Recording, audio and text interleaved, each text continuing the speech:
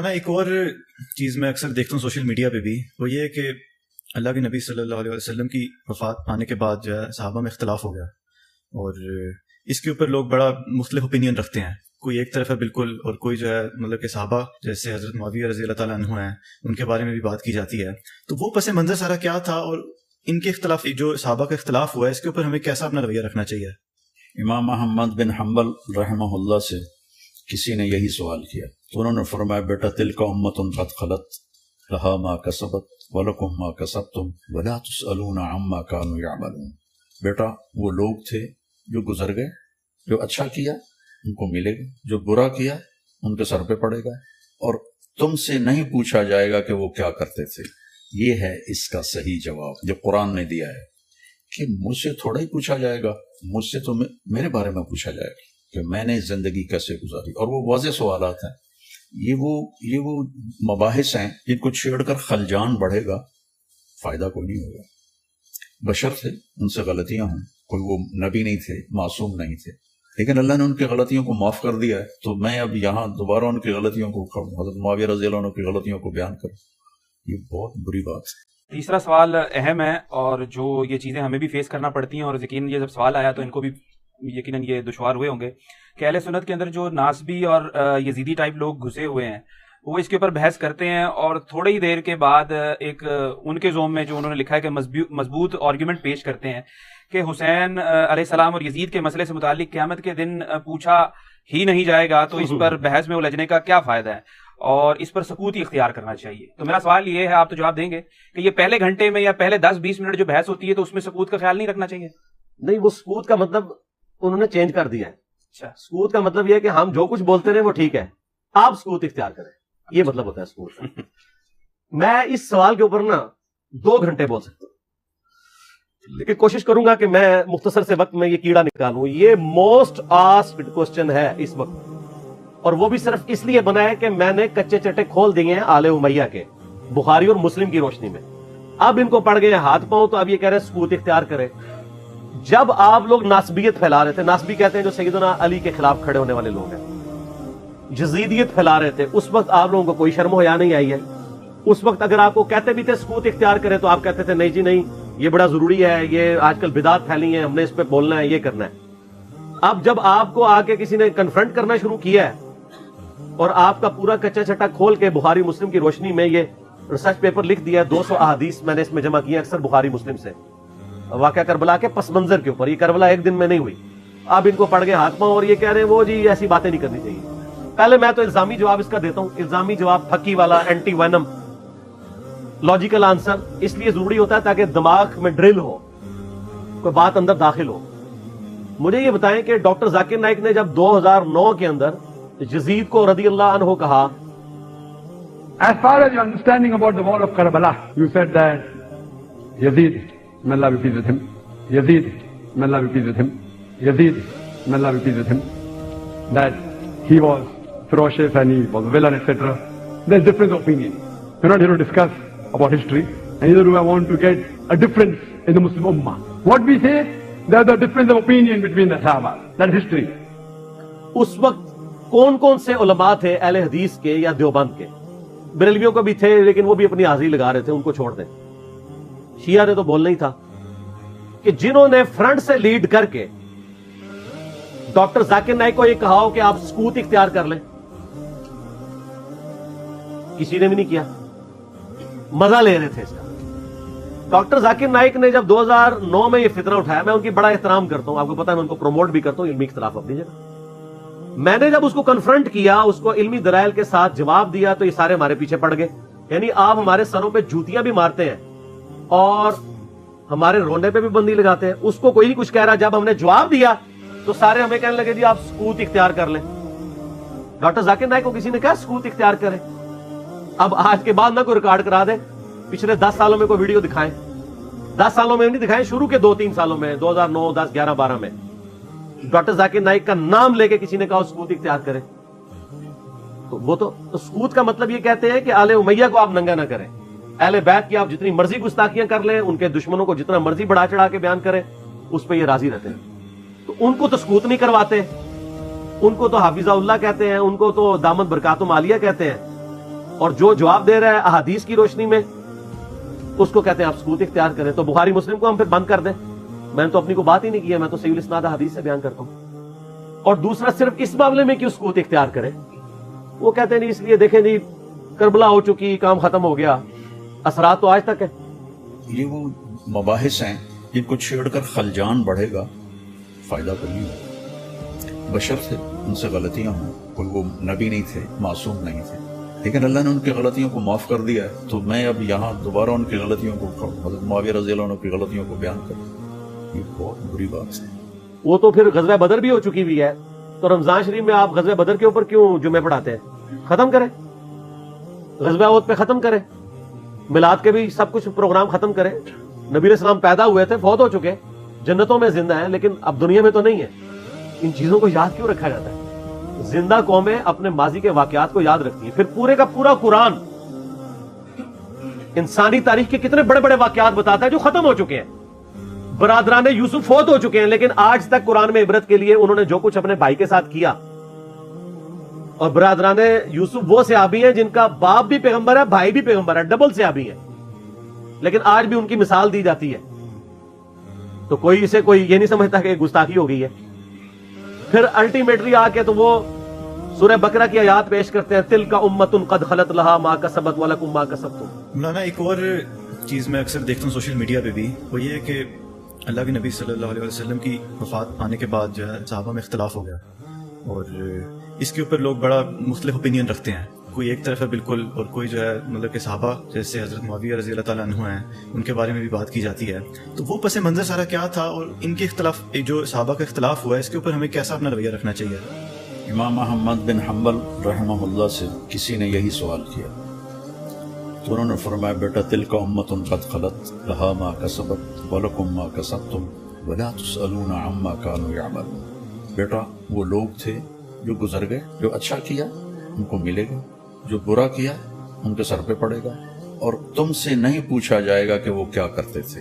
یہ ہے اس کا صحیح جواب جو قرآن نے دیا ہے, کہ مجھ سے تھوڑا ہی پوچھا جائے گا, مجھ سے تو میرے بارے میں پوچھا جائے گا کہ میں نے زندگی کیسے گزاری. اس ظالموں اس آیت کا ترجمہ ہی تم لوگوں نے بدل دیا. یہ تو کانٹیکسٹ سٹارٹ ہو رہا ہے کہ یہودی کہتے تھے ہم ابراہیمی ہیں, ہمیں ابراہیم کی نسبت کام آ جائے گی. تو اللہ نے فرمایا تلک امۃ قد خلت, وہ بڑی نیک امت تھی, وہ تو جا چکی ہے. لہا ما کسبت ولکم ما کسبتم, ان کے لیے ان کے نیک اعمال ہیں اور تمہارے لیے تمہارے نیک اعمال ہیں. لہا ما کسبت ہے, علیہا کے ساتھ نہیں ہے. علیہا ہو تو ان کی گناہ کا وبال ان پہ, تمہارے گناہ کا وبال تم پہ. ان نیکیوں کے لیے بات ہو رہی ہے کہ کسی پرانے بزرگوں کی نیکیاں تمہارے کام نہیں آئیں گی. یہ نہیں بات ہو رہی کہ پرانے بزرگ اپنی برائیاں ساتھ لے گئے اور تم بھی اپنی برائیاں ان کو چھوڑو, ان کو ڈسکس ہی نہ کرو. یہ قرآن بات کیسے کر سکتا ہے؟ قرآن تو خود پرانوں کی غلطیوں کو ڈسکس کرتا ہے عبرت کے لیے. تو ترجمہ ہی بدل دیا. یہ یہودیوں کو ٹانٹ کیا گیا تھا کہ تم ابراہیمی ہونے کا دعویٰ کرتے ہو اور کہتے ہو ابراہیم کی نسبت ہمیں کام آئے گی, ان کے نیک مال تو وہ ان کے نیک مال ان کے لیے تھے. ہم ویسے کر رہے یہی ہیں, یا اللہ جو کچھ بھی ہے تیرے محبوب کی امت سے ہے, اس کے لیے اس کو کنڈیم کرنے کے لیے تھا. انہوں نے پکڑ کے اس کا ترجمہ ہی بدل کے اور ہی مطلب اس میں سے نکال دیا. تو پھر اللہ تعالیٰ کی طرف سے بھی بندے چھوڑ دیے جاتے ہیں نا ایسے لوگوں پہ. پھر جو جھوم جھوم کے کہتے ہیں کہ نہ میں وابی نہ میں بابی, میں ہوں مسلم علمی کتابی. آؤ علمی کتابی بات کرو. تو ان سے یہ پوچھیں کہ یہ جو آپ دفاع صحابہ کانفرنسز کرتے ہیں, تو قیامت والے دن آپ سے پوچھا جائے گا کہ آپ نے صحابہ کرام کے دفاع کے اوپر کانفرنسیں کرنی ہے کہ نہیں؟ کیوں نہیں ہے کسی حدیث میں آیت میں؟ تو کیوں کر رہے ہیں؟ تو وہ کہیں گے ہاں پوچھا جائے گا. تو ہم بھی کہتے ہیں ہاں پوچھا جائے گا, بالکل پوچھا جائے گا. سورہ تکاثر میں آتا ہے نا ثم لتسألن یومئذ عن النعیم, پھر اس قیامت کے دن تم سے ہر نعمت کے بارے میں پرسش ہوگی. کیٹاگوریکل ہے. جس کو اللہ نے علم دیا نا, یہ اس کے پاس نعمت ہے, اس کے بارے میں پوچھا جائے گا علم آگے تک پہنچایا کہ نہیں, اور نہیں پہنچایا ہوگا تو لعنتی ہوگا وہ. یہ آیت ہے سورہ بقرہ کی, میں نے سرچ پیپر کے اوپر لکھی اسٹارٹ میں 159 اور 160. ان الذین یکتمون ما انزلنا من البینات والہدی, بے شک وہ لوگ جو چھپا لیتے ہیں ان روشن اور ہدایت کی چیزوں میں سے جن کو ہم نے لوگوں کی ہدایت کے لیے اپنی کتاب میں بیان کیا, ایسے لوگوں پر اللہ کی لعنت ہے اور تمام لعنت کرنے والوں کی لعنت ہے. الا الذین تابوا واصلحوا, سوائے ان لوگوں کے جو توبہ کر لیں, اپنی اصلاح کر لیں, وَبَيَّنُوا، اور اصلاح پہ اکتفا نہیں بلکہ وہ لوگوں کو بتا بھی دیں جو کچھ چھپایا تھا. فَأُولَٰئِكَ أَتُوبُ عَلَيْهِمْ وَأَنَا التَّوَّابُ الرَّحِيمُ، تو ایسوں کی توبہ اللہ قبول کرے گا اور اللہ تعالیٰ بخشنے والا مہربان ہے. اس کو سپورٹیو ایک حدیث میں نے لکھی ہے، ترمذی میں، سنن ابی داؤد میں، سنن ابن ماجہ میں ہے کہ نبی علیہ السلام نے فرمایا جس شخص سے علم کی بات پوچھی گئی اور وہ اسے معلوم تھی اور اس کے باوجود اس نے چھپا لی، تو ایسے لوگوں کو قیامت والے دن آگ کی لگام دی جائے گی.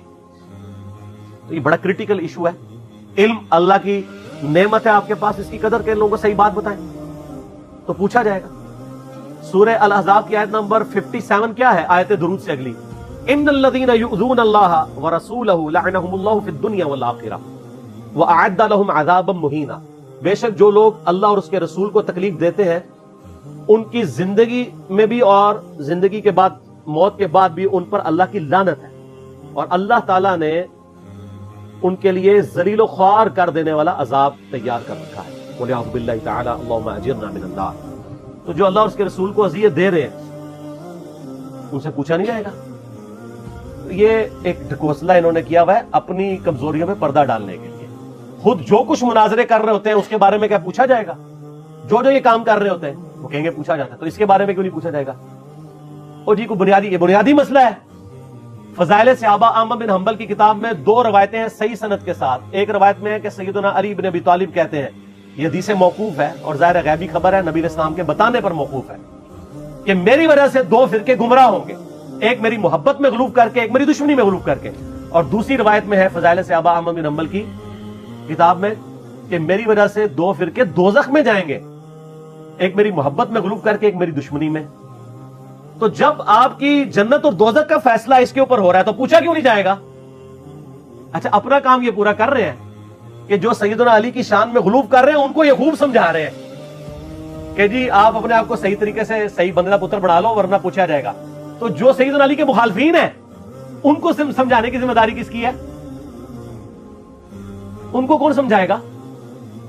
وہ ساری اس پلیٹ فارم سے سمجھایا جا رہا ہے، دونوں کو سمجھایا جا رہا ہے اللہ کے فضل سے. تو جنت و دوزخ کا تو فیصلہ ہونا ہے. پھر جو صحیح مسلم کی حدیث ہے 240 انٹرنیشنل نمبر کے مطابق، علی سے محبت نہیں رکھے گا مگر مؤمن، علی سے بغض نہیں رکھے گا مگر منافق. تو آپ کے ایمان کا لٹمس ٹیسٹ ہی جو ہے وہ محبت علی ہے. تو جنت اور دوزخ کا فیصلہ اس کے اوپر نہیں ہونا. پھر غدیر خم کی حدیث جو صحیح مسلم میں 6225 سے 6228 تک ہے، آپ علیہ السلام کا آخری خطبوں میں سے ایک خطبہ ہے وفات سے 2.5 مہینے پہلے خم نامی گاؤں میں. اس میں کیا الفاظ ہیں؟ اے لوگوں آگاہ ہو جاؤ، میں بھی ایک انسان ہوں، قریب ہے کہ اللہ کا قاصد یعنی موت کا فرشتہ میرے پاس آئے اور میں اس کی دعوت قبول کر لوں. میں اپنے بعد تم میں 2 بھاری چیزیں چھوڑ کے جا رہا ہوں. ان میں سے پہلی چیز اللہ کی کتاب ہے، اس میں ہدایت ہے، اس میں نور ہے. تم اللہ کی کتاب کو پکڑو، اپنا تعلق اس کے ساتھ مضبوط کرو. اللہ کی کتاب اللہ کی رسی ہے، جو اسے پکڑے گا ہدایت پہ ہوگا، جو چھوڑ دے گا گمراہ ہو جائے گا. اور دوسری بھاری چیز میرے اہل بیت ہے. پھر 3 دفعہ آپ علیہ السلام نے فرمایا میں اپنے اہل بیت کے معاملے میں تمہیں اللہ کا خوف دلاتا ہوں، میں اپنے اہل بیت کے معاملے میں تمہیں اللہ کا خوف دلاتا ہوں، میں اپنے اہل بیت کے معاملے میں تمہیں اللہ کا خوف دلاتا ہوں.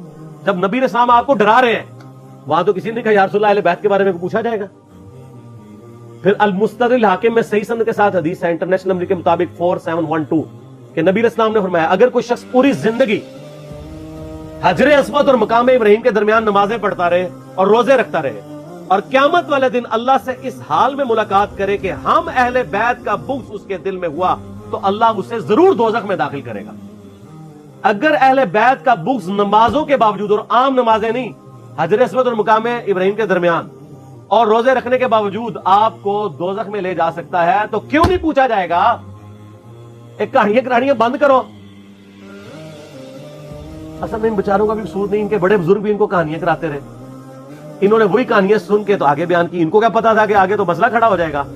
آگے تو ہر جگہ ہی آواز آ رہی ہے کہ نہ میں بابی، نہ میں بابی، میں ہوں مسلم علمی کتابی. ان کے تو گاٹے فٹ ہوگی یہ چیز. تو یہ اتنی ساری آیات اور احادیث اس بات کا ثبوت ہے کہ یہ سچائی ہے، اور یہ ثبوت کا صرف آپ کو کہتے ہیں. جو بکواسات کر رہے ہوتے ہیں ان کو نہیں کہتے. مودودی صاحب کے پیچھے پنجے جھاڑ کے پیچھے پڑ گئے جی مودودی صاحب نے خلافت و ملوکیت لکھ کے مصیبت کھڑی کی.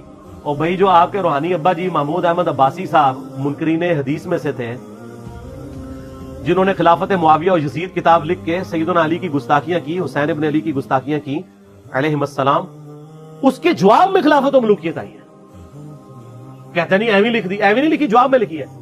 اور پھر سعودیہ کی فنڈنگ کے بعد یہاں پہ لوگوں نے جب حسین ابن علی کو نیچے کرنا شروع کیا اور یزید کو اوپر اور یزیدی پارٹی کو اوپر کرنا شروع کیا تو پھر 5B آ گیا. آپ دیکھیں کبھی بھی انیشیٹو اہل بیت کے چاہنے والوں کی طرف سے نہیں لیا جاتا. یہ تو ہم جواب والی سائڈ پہ بیٹھے ہوتے ہیں, ہمیشہ یہ پنگا لیتے ہیں, ہم جواب دیتے ہیں, جب جواب دیتے ہیں ان کی ہوتی ہے ٹھکائی, پھر یہ کہتے ہیں سکوت اختیار کر لیں.